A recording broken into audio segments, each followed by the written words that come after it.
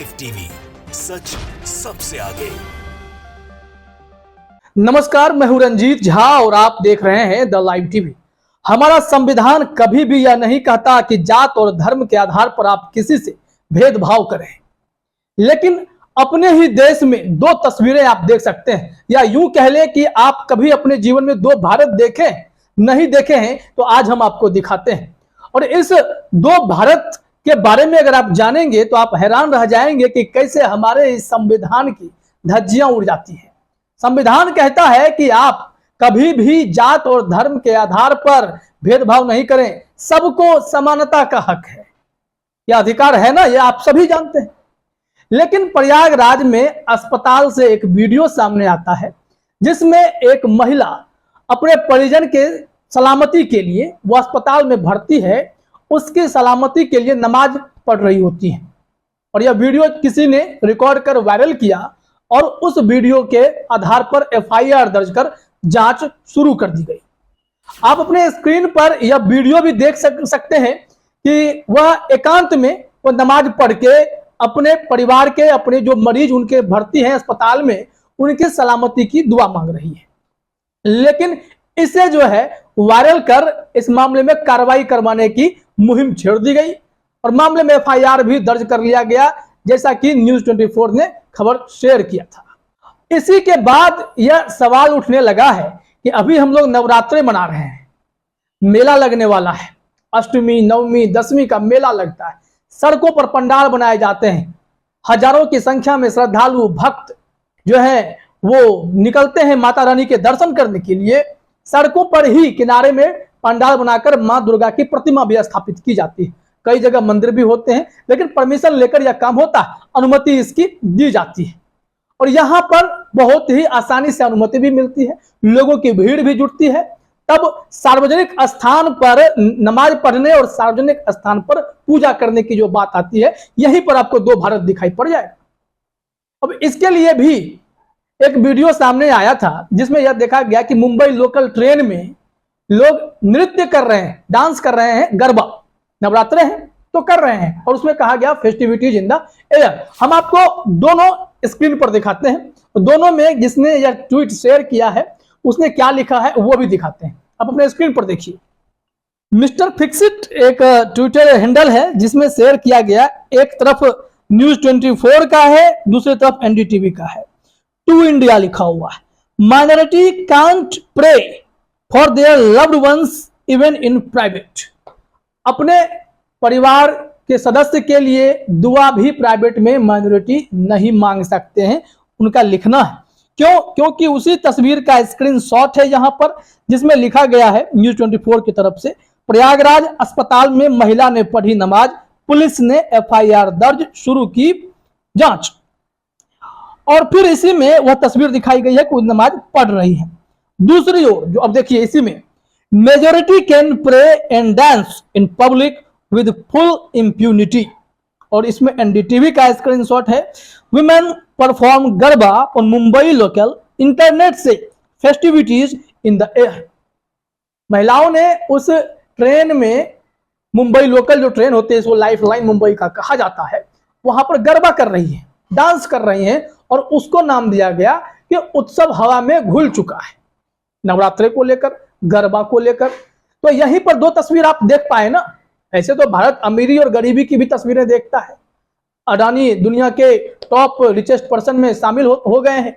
वैसे भारत में जो गरीबी रेखा में रहने वाले लोग 80 करोड़ से अधिक हैं, जिसको फ्री में राशन देने की बात जो भाजपा के नेता कहते हैं कि फ्री फंड का राशन देते हैं, उन्हें खिला रहे हैं। तो दो भारत तो आपको हमेशा दिखाई पड़ जाएगा। हमारे संविधान का यहीं पर तो धज्जियां उड़ती दिखाई पड़ती। क्यों? क्योंकि आप जात धर्म के आधार पर भेदभाव करते हैं, दलितों के साथ भेदभाव किया जाता है, मंदिर में घुस गया तो उसकी पिटाई हो जाती है, मुस्लिम अगर नमाज पढ़ देते हैं, प्राइवेट में भी पढ़ते हैं तो भी केस हो जाता है। तो यही तस्वीर यहां पर दिखाई गई है। टू इंडिया की जो बात है, यह वही बातें हैं। हाल ही में आपने देखा कि उत्तर प्रदेश में ही एक गांव वाले ने शिकायत कर दिया कि एक घर में सामूहिक नमाज हो रही है, उस पर 26 लोगों पर केस दर्ज कर दिया गया। तो ये तस्वीर हम पेश कर रहे हैं दुनिया के सामने कि आजादी के इतने सालों के बाद भी जाति धर्म के आधार पर हम लोग भेदभाव करते हैं। मुसलमान को अलग चश्मे से देखते हैं, हिंदुओं को अलग चश्मे से देखते हैं। ये क्या तरीका है? क्या इसी तरीके से हमारा देश तरक्की करेगा? अब जब यह तस्वीर सामने आई, यह वीडियो वायरल हुआ, तो इस मामले में एफआईआर दर्ज करने की चर्चा हो गई। तो यहां पर बाद में खबर आई, चूंकि यह वीडियो 5-6-7 दिन हो चुके हैं इसके, तो इस वीडियो पे जानकारी आई प्रयागराज पुलिस की। प्रयागराज पुलिस ने कहा कि यह कोई अपराध नहीं है, किसी को बाधा नहीं पहुंच रहा था। वो ट्वीट में हम आपको दिखाते हैं क्या जानकारी दी गई है इस मामले में। प्रयागराज पुलिस ने लिखा, अस्पताल में नमाज पढ़े जाने के वायरल वीडियो के संबंध में अद्यतन। प्रयागराज पुलिस का है यह लेटर हेड, समझ लीजिए। इसमें लिखा हुआ है, वायरल वीडियो की जांच में पाया गया कि वीडियो में दिख रही महिला के द्वारा बिना किसी गलत इरादे के किसी के भी कार्य अथवा आवागमन को प्रभावित किए बिना चिकित्सालय में भर्ती अपने मरीज के शीघ्र स्वस्थ होने हेतु प्रार्थना करते हुए नमाज अता की गई। इनका यह कृत्य किसी अपराध की श्रेणी में नहीं आता है। जाहिर तौर पर कोई अगर अपने घर में पूजा करता है या फिर प्राइवेट में कहीं भी अगर नमाज पढ़ता है तो वह अपराध की श्रेणी में क्यों आएगा? किसी गलत मानसिकता से तो ये है भी नहीं। एक महिला अपने परिवार के किसी सदस्य जो उनके अस्पताल में भर्ती हैं उसके लिए प्रार्थना कर रही है, तो क्या गलत है? और इसको इस तरीके से पेश करना कहीं ना कहीं भारत के एक दूसरे ही चेहरे को प्रदर्शित करने की कोशिश हो रही है। ये मानसिकता अगर खत्म नहीं होगी तो कभी भी हिंदू और मुसलमानों के बीच जो खाई है वो भरने नहीं जा रही है, क्योंकि ये लोग भरने नहीं देते हैं। भाजपाई हो या संघी मानसिकता के लोग हों, ये लोग तो देश में हमेशा नफरत की खेती करते हैं, ये आप जानते हैं। बावजूद इसके जब सियासत करनी होती है, जब आगे चुनाव होने होते हैं, तो मोहन भागवत जो कट्टर हिंदुत्ववादी हैं, संघ के विचारक हैं और संघ के सुप्रीमो हैं आरएसएस के, वो मस्जिद मदरसे का दौरा करने लगते हैं, मुस्लिम बुद्धिजीवियों से मिलते भी हैं। एक तरफ वो तस्वीर, दूसरी तरफ ये नमाज वाली तस्वीर देख लीजिए, और तीसरी तरफ हम हिंदुओं का जो उत्सव होता है उस उत्सव में सार्वजनिक स्थलों का किस तरह प्रयोग किया जाता है, कैसे भीड़ जुड़ती है, कैसे पुलिस सुरक्षा दी जाती है, वो तस्वीर भी देखिए। तो क्या उत्सव मनाने का या फिर दुआ मांगने का, पूजा करने का अधिकार सिर्फ हिंदुओं को है? मुसलमान अगर अपने घर में भी पूजा करें तो दिक्कत, प्राइवेट स्थानों में करें या अस्पताल में भी किसी एकांत में जाकर वह नमाज पढ़ें, अपने अल्लाह को याद करें, तो क्या दिक्कत है? और यहाँ पर तस्वीर पेश कर दी जाती है कि यहाँ पर सार्वजनिक स्थान पर नमाज पढ़ी गई है तो इस पर कार्रवाई कीजिए, और पुलिस भी आनन फानन में जांच करने में जुट जाती है। आश्चर्य की बात है। तभी तो इस वीडियो पर जब यह खंडन आया प्रयागराज पुलिस का, तो स्मिता शर्मा ने ट्वीट किया, good that the case has been dismissed off, but who is the moron who wanted a lonely woman praying in a hospital to be probed in the first place?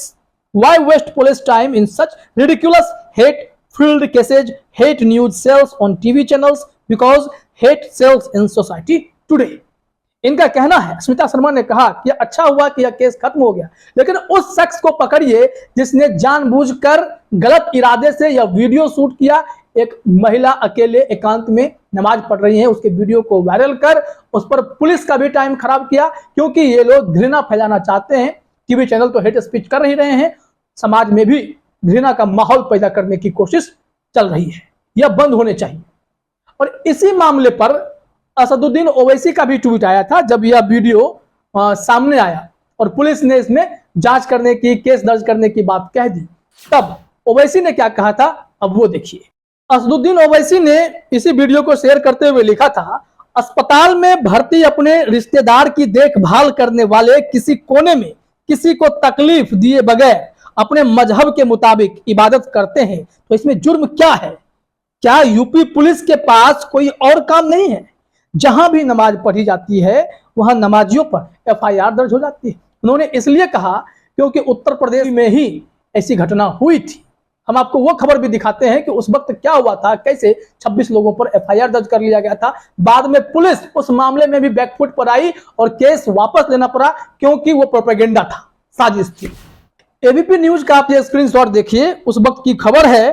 तारीख अगर देखना चाहें तो 29 अगस्त का मामला है। नमाज कंट्रोवर्सी हेडलाइन ही है। मुरादाबाद में घर के एक अंदर पढ़ी गई सामूहिक नमाज को लेकर विवाद, 26 के खिलाफ केस दर्ज। मुरादाबाद के घर में सामूहिक रूप में नमाज पढ़ने को लेकर विवाद हो गया है। पुलिस ने इस मामले में 26 लोगों पर केस दर्ज कर लिया है, जिसे लेकर असदुद्दीन ओवैसी ने पीएम मोदी पर निशाना साधा था। असदुद्दीन ओवैसी ने उस वक्त भी हमला किया था कि आप घर में भी नमाज पढ़ने पर जेल हो जाएगी, क्या ऐसे दिन आ गए हैं?